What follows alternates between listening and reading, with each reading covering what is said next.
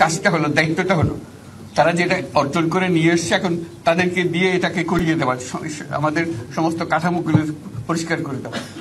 সরকার বলে একটা জিনিস আছে, কিন্তু মানুষের কোনো আস্থা নেই। মানুষ মনে করে সরকার একটা দমন পীড়নের একটা যন্ত্র, যেখানে পায় যেখানে সুযোগ পায় তার একটা কষ্ট দেওয়া, তার থেকে নিংড়ে দেওয়া, যে সকল স্তরে। এটা হলো তার থেকে কেমন ভাবে সামাল দিতে হবে, তাকে একটা ভয়ের একটা জিনিস, তাকে সামাল দিয়ে চলা, এটা হলো সরকার। এটা সরকার হতে পারে না। সরকারকে দেখে মানুষের বুক ফুলে উঠবে যে আমাকে সাহায্য করবে, আমাকে রক্ষা করবে, আমার সরকার আমার জন্য দাঁড়াবে। সরকার তার জন্য দাঁড়ায় না করে সময়। যে সরকার হবে সেই সরকার মানুষকে রক্ষা করবে, মানুষের আস্থাভাজন হবে। কেউ জোর করে তাকে বলার ভালো এটা না, সে নিজে নিজে বিশ্বাস করবে। সরকারি লোক দেখলে বলবে আমার লোক, আমাকে রক্ষা করার লোক। সেই আস্থাটা আমাদেরকে ফিরিয়ে আনতে হবে মানুষের মনে, তাহলে মানুষও যোগ দেবে এটাতে। মানুষ এখন পিছিয়ে থাকে যে কিসের মধ্যে আমাদেরকে ঢুকিয়ে দিচ্ছে। আমরা যেন জানতে পারি যে এইটা আমরা সবাই মিলে আমরা অগ্রসর হতে পারি। একটা বড়, সারা বাংলাদেশ একটা বড় পরিবার, এই পরিবার আমরা একসঙ্গে চলতে চাই এবং আমাদের মধ্যে দ্বিধা দ্বন্দ্ব যা কিছু সরিয়ে ফেলতে চাই। যারা বিপথে গেছে তাদেরকে পথে আনতে চাই, যাতে করে একসঙ্গে আমরা কাজ করতে পারি। এর মধ্যে আমরা শুনলাম, আসার পথে শুনে আসছি যে এখানে আইন শৃঙ্খলার ব্যাঘাত হচ্ছে, মানুষকে আক্রমণ করছে, ঘরবাড়ি জ্বালিয়ে দিচ্ছে, সম্পদ জ্বালিয়ে নষ্ট করছে, চুরি করছে, দিয়ে যাচ্ছে, অফিস আদালতে আক্রমণ করছে, সংখ্যালঘুদের উপর আক্রমণ করছে, হিন্দু, বৌদ্ধ, খ্রিস্টান, আহমদিয়া সবার উপর আক্রমণ করছে। এগুলো হলো ষড়যন্ত্রের অংশ। এগুলো আমাদের বিষয় না। আমাদের কাজ হলো এটাকে রক্ষা করা, সবাইকে রক্ষা করা, এটাকে প্রতিটি মানুষকে, প্রতিটি মানুষ আমাদের ভাই, আমাদের বোন, তাদেরকে রক্ষা করা এবং আমাদের একটা শৃঙ্খলা ফিরিয়ে আসা। বিশৃঙ্খলা, সহিংসতা এগুলো হলো অগ্রগতির বড় শত্রু।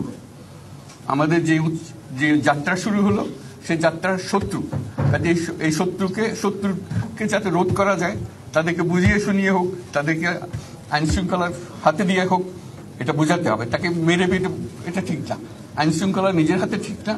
তাকে আমাদের আইন শৃঙ্খলা বাহিনী এমন হতে হবে, তাদের হাতে সুপর্দ করলে আমরা নিশ্চিন্ত থাকবে তার একটা বিহিত হবে।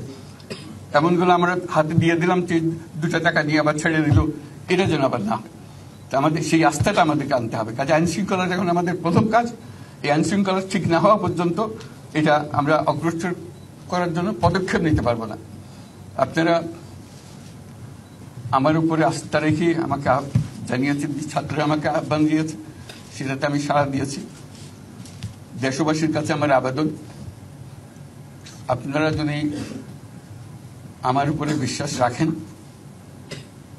আমার উপরে ভরসা রাখেন, তাহলে নিশ্চিত করেন যে দেশে কোনো জায়গায় কারো উপরে হামলা হবে না। এটা আমাদের প্রথম দায়িত্ব। এটা যদি আমি করতে না পারি, এটা আমার কথা যদি না শোনেন আপনারা, তাহলে আমার প্রয়োজন এখানে নাই।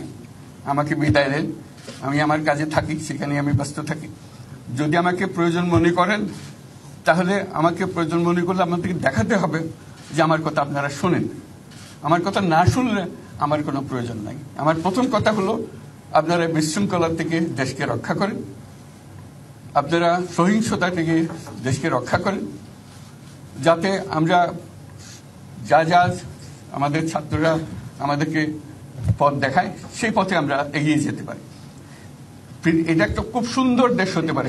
বাংলাদেশ একটা খুব সুন্দর দেশের সম্ভাবনাময় দেশ। কাজে এই সম্ভাবনাগুলোকে আমরা নষ্ট করে দিয়েছি। এখন আবার সেই বীজতলা আবার তৈরি করতে হবে, আবার আমাদেরকে জেগে উঠতে হবে। তারাই এই বীজতলা তৈরি করবে, তাদের হাত দিয়ে হবে এবং তাদের দিকে আমরা তাকাবো এবং আমরা তাদের নির্দেশ মতে আমরা অগ্রসর হব। এখানে সরকারি কর্মকর্তা কর্মচারী যারা আছেন, সেনাবাহিনী, বিমান বাহিনী, নৌবাহিনী প্রধানরা যারা আছেন, তাদের প্রতি অনুরোধ, আমরা একটা পরিবার, এইটার মধ্যে যেন আমাদের গোলযোগ না হয়।